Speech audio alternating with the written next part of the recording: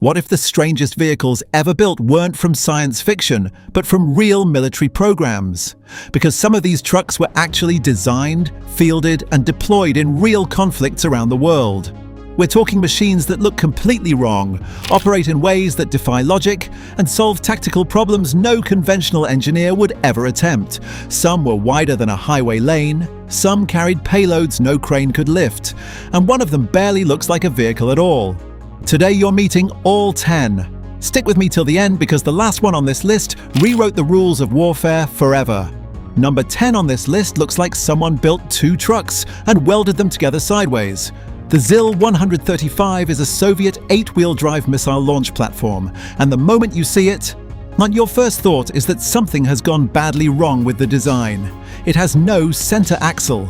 The front four wheels and the rear four wheels are each powered by completely separate engines, two independent powertrains inside one frame, connected by nothing else.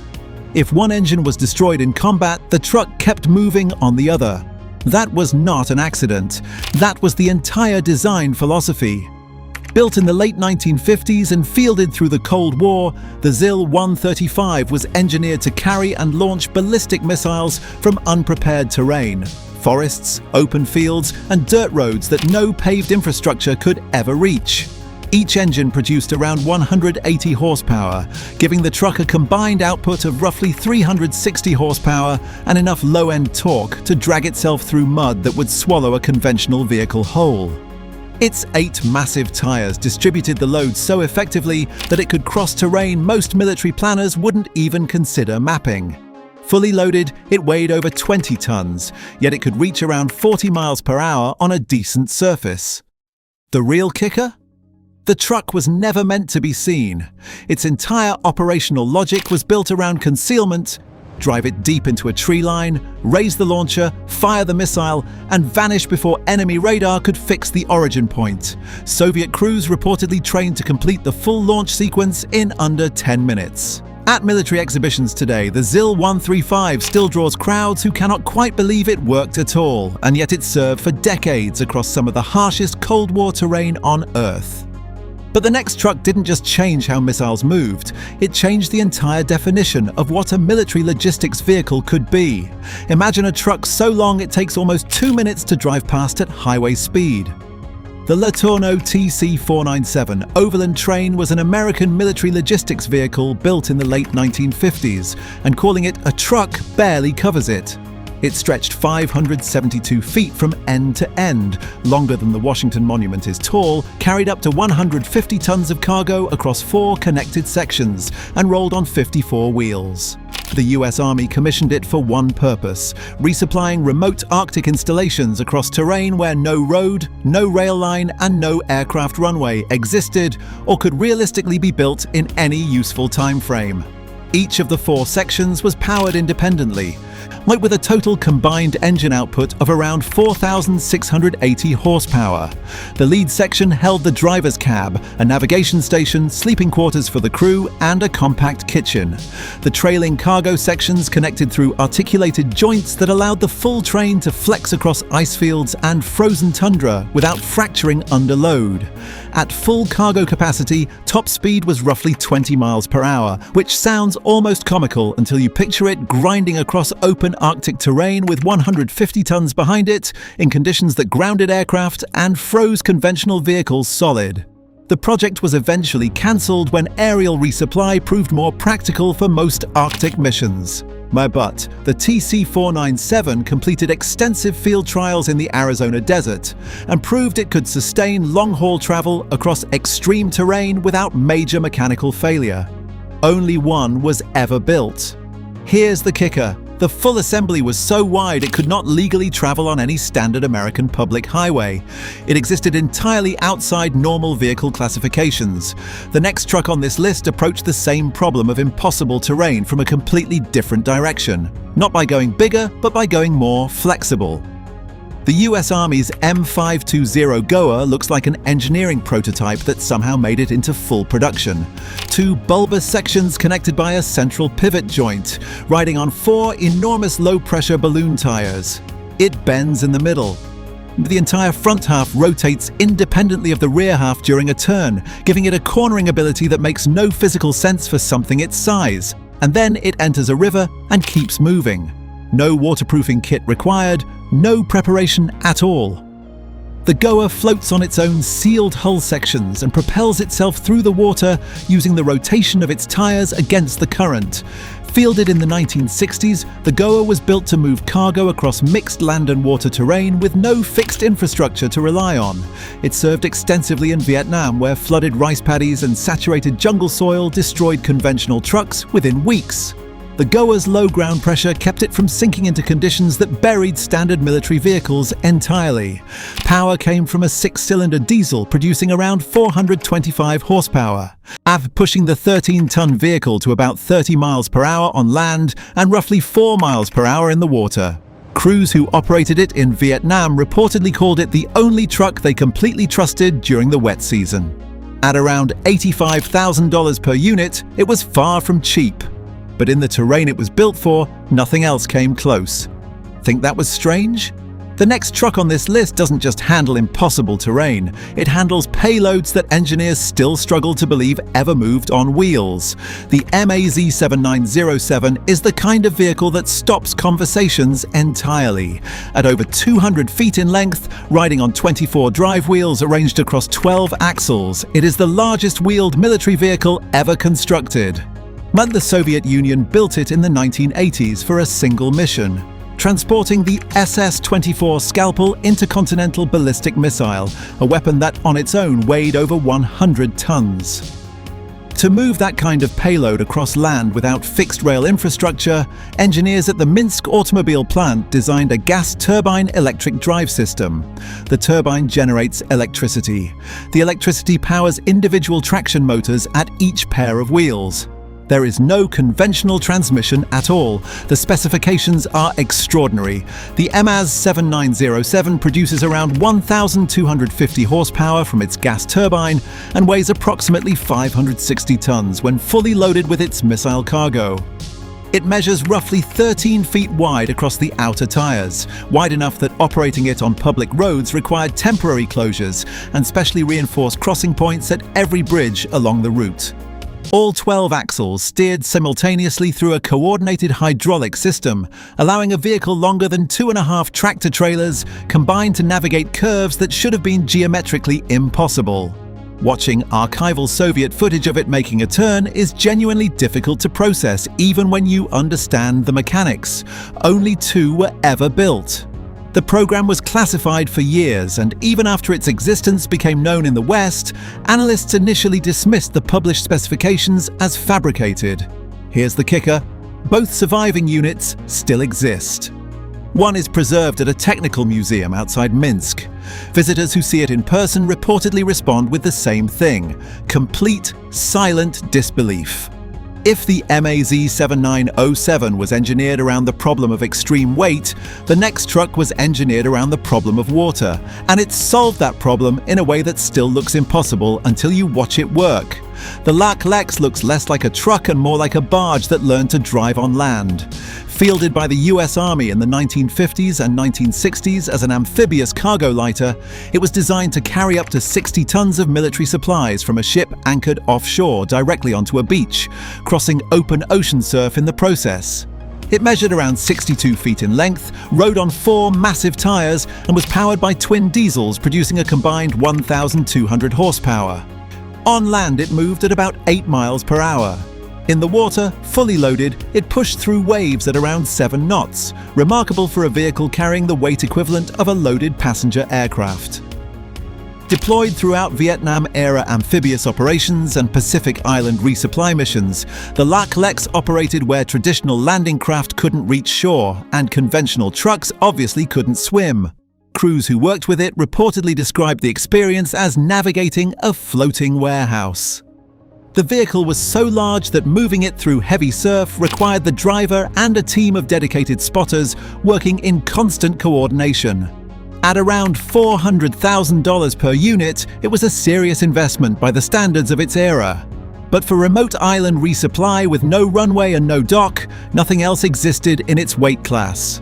And the next truck solved a completely different military problem by removing the driver from the vehicle entirely. Long before self-driving cars became a technology industry talking point, the United States Army was already testing autonomous military trucks in real operational environments. The Oshkosh HEMTT, Heavy Expanded Mobility Tactical Truck, is already one of the most capable logistics platforms in the American military inventory. Weighing around 20 tons unloaded, rated for payloads exceeding 10 tons, and driven by a 600 horsepower diesel, it is built for sustained heavy logistics work under operational conditions. But the autonomous HEMTT, developed under the Army's Autonomous Navigation Technology Program, were added something no military logistics truck had ever carried before: the ability to complete a full resupply mission with no human being in the cab at all. Field testing used LiDAR, radar, and GPS to navigate pre-programmed routes and avoid obstacles in real-world terrain designed to replicate combat logistics corridors. The stated operational goal was reducing soldier exposure to IED threats on supply routes, a problem that had produced serious casualties in Iraq and Afghanistan. Test vehicles reportedly completed assigned routes with enough accuracy to be considered viable for active deployment. Here's the kicker: the driver's seat was still installed in the cab during testing. It was just empty. The Army needed it there in case a human had to intervene. But mostly, no one ever did. The next truck abandoned all modern engineering assumptions entirely, and it came from a country whose military designers had very different ideas about what a truck's engine should sound like when it starts.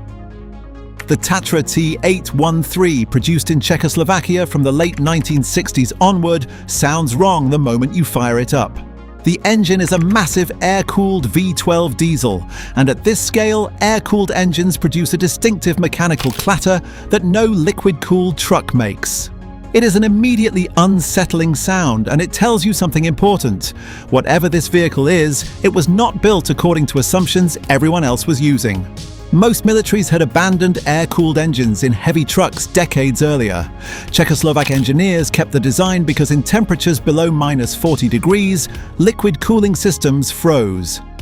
The air-cooled V12 simply did not. The Tatra T813's defining structural feature was not the engine, it was the backbone chassis. Instead of a conventional ladder frame, the T813 used a single rigid central tube running the full length of the vehicle, with the engine, axles, and cab all mounted directly to it. This gave each axle completely independent movement, allowing the truck to flex dramatically over uneven terrain without transmitting stress through the chassis itself. Each wheel could drop or climb independently, while the cab above remained comparatively stable. On rocky ground or heavily cratered terrain, the effect was something between a truck and a mechanical spider. Power from the V12 diesel came in at around 250 horsepower, modest by modern standards, but more than enough for the conditions the T813 was designed to endure. It was fielded as an artillery tractor and general logistics hauler across Czechoslovak military service, used in Antarctic research support operations, and exported to armies operating in extreme cold and high-altitude environments where conventional trucks cracked frames or seized differentials and stopped. Operators in the harshest deployments reportedly called it the last truck still running when everything else had already stopped. At the equivalent of around $200,000 in its production era, it was considered exceptional value for its durability. But the next truck on this list moves something that makes the T813 look like a delivery van. The Kenworth M1070 heavy equipment transporter looks like an ordinary semi until you understand what it is designed to carry. Built to transport the M1 Abrams main battle tank, a vehicle weighing over 60 tons, the M1070 is a purpose-built 8x8 diesel tractor paired with a 20-axle lowboy trailer, creating a combined rig that stretches over 90 feet when loaded.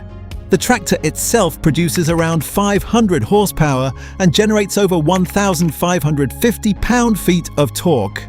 Fully loaded with a tank, the combined gross weight exceeds 140 tons, requiring special movement permits and route surveys before the assembly can legally use most American highways.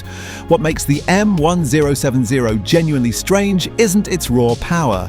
It's the engineering required to make 140 tons of moving machinery behave safely on infrastructure designed for normal traffic.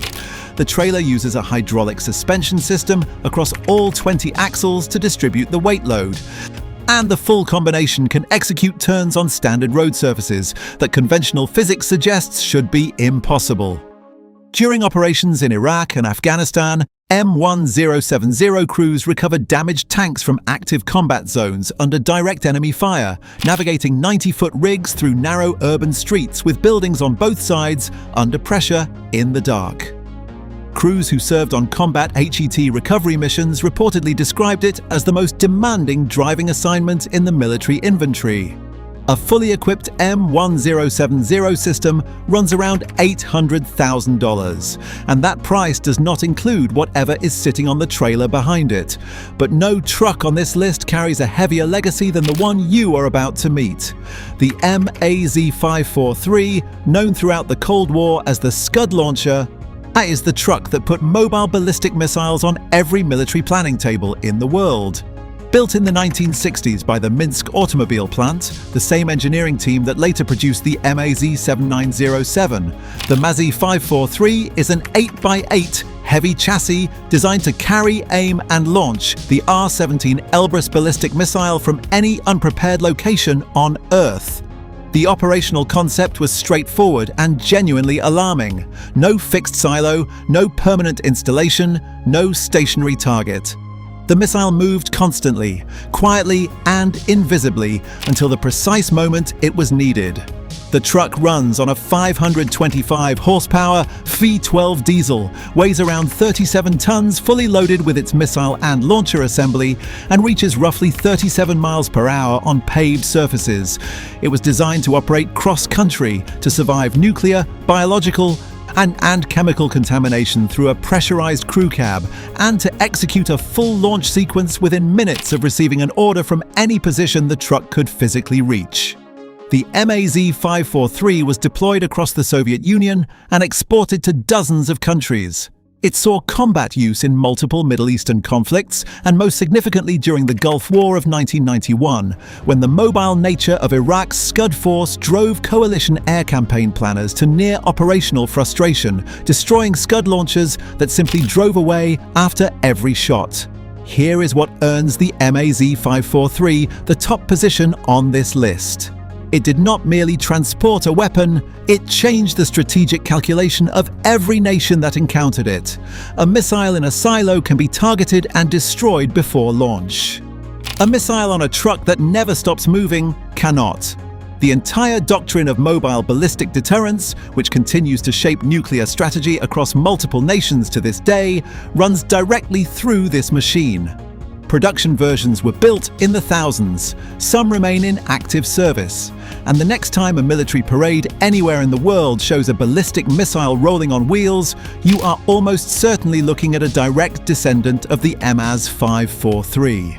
Because at this level, the limit is not what the truck can carry, it is what the truck can change. Today we met 10 machines that prove military engineering has never been constrained by what seemed reasonable. From a Soviet truck running 2 independent engines in one frame, to a 572-foot Arctic logistics train, and to a self-driving resupply vehicle with an empty driver's seat, none of these builds were strange by accident. They were strange by necessity. The problems they solved were real, the solutions just happened to look like nothing anyone had ever attempted before. Now tell me, which one surprised you the most? Which truck would you most want to see in person? And did any of these exist before today completely off your radar? Drop it in the comments. I want to read everyone. And if this video hit different, don't forget to like, subscribe, and ring that bell.